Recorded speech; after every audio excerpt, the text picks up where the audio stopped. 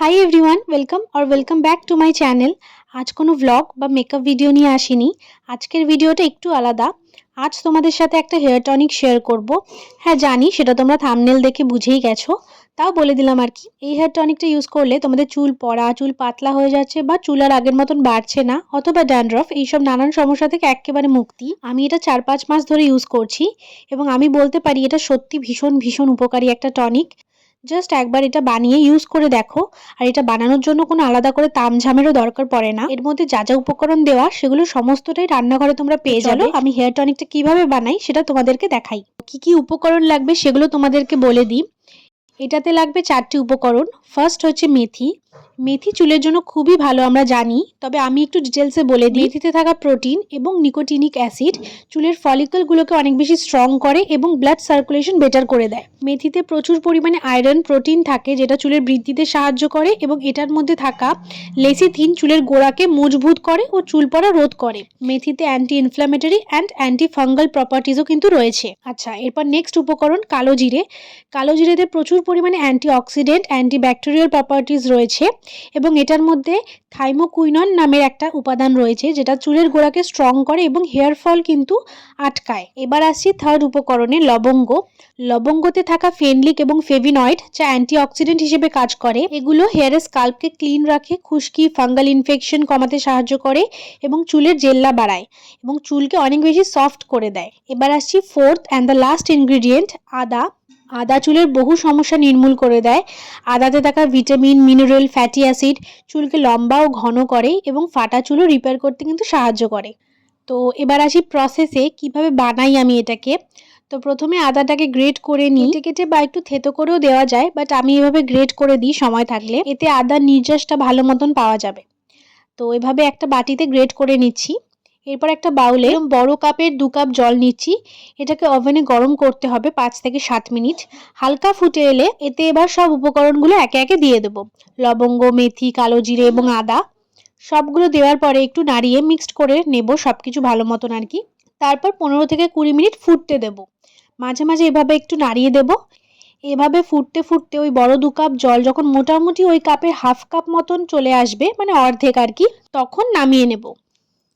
এরপর এটাকে ঠান্ডা করে এভাবে একটা ছাঁকনি দিয়ে ছেঁকে নেব একটা গ্লাসে। এভাবে চামচ দিয়ে ছাঁকনিটাতে চেপে চেপে টনিকটাকে বের করে নিচ্ছি, কারণ ওগুলোতে কিন্তু অনেকটা অ্যাবজর্ব করে থাকে। এই দেখো, এভাবে না করলে কিন্তু অনেকটা ওয়েস্ট হয়ে যাবে। এই যে ডান, তোমরা কালারটা দেখতেই পাচ্ছ, কালচে ধূসর টাইপের একটা কালার আসবে। আচ্ছা, এটাকে আমি আরেকবার অন্য গ্লাসে ছেঁকে নিচ্ছি লাস্ট বারের মতন, যাতে কোনো রকম উপকরণ না পড়ে থাকে। ওকে, এবার এটাকে আমি একটা স্প্রে বটলে ট্রান্সফার করে দেবো। তোমরা চাইলে অন্য কোনো কন্টেনারেও রাখতে পারো, বাট আমি এরকম স্প্রে বটলে স্টোর করে রাখি, এতে ইউজ করতে অনেকটা সুবিধে হয়। ওকে, তোমরা দেখলেই আমি এটা কিভাবে বানাই। এবার আসা যাক এটা কিভাবে ইউজ করতে হবে। এটা আমি সপ্তাহে 3 দিন ইউজ করে থাকি, রাত্রেবেলা শোয়ার আগে ওভারনাইট রাখি, দেন পরের দিন শ্যাম্পু করা থাকলে করি, আদারওয়াইজ এভাবেই রেখে দিই। কারণ এটা একদমই ওয়াটারি, কোনো রকম অয়েলিনেস বা কোনো বাজে স্মেল এটাতে কিন্তু একদমই নেই।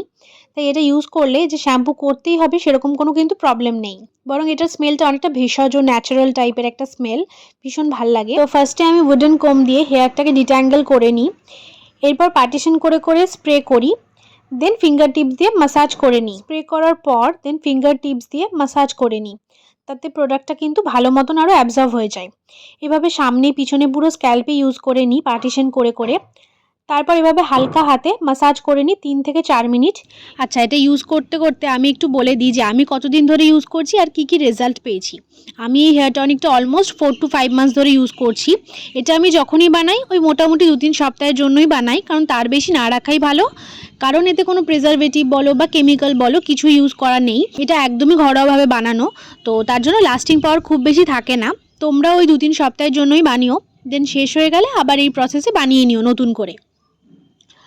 আর রেজাল্টের কথা বলি, এই টনিকটা ইউজ করে আমার হেয়ার ফল অনেক কমে গেছে, মানে যেটুকু নর্মাল হয় সেটুকুই, আদারওয়াইজ হেয়ার ফল হয় না বললেই চলে।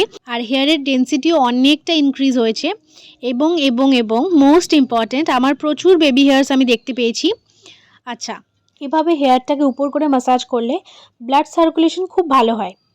তো 3 থেকে 4 মিনিট ম্যাসাজের পরে হেয়ারটাকে একটু এয়ার ড্রাই করে নিই, দেন তারপর যেরকম বাঁধার, পনিটেল হোক বা বান হোক, বেঁধে নিই। তো এটাই ছিল আজকের ভিডিও। যারা যারা দেখলে তারা অবশ্যই এই রেমেডিটা বানিয়ে ইউজ করো। আমি গ্যারান্টি দিয়ে বলছি দুর্দান্ত রেজাল্ট পাবে। আর আমাকে কিন্তু অবশ্যই ফিডব্যাক দিও কমেন্টসে।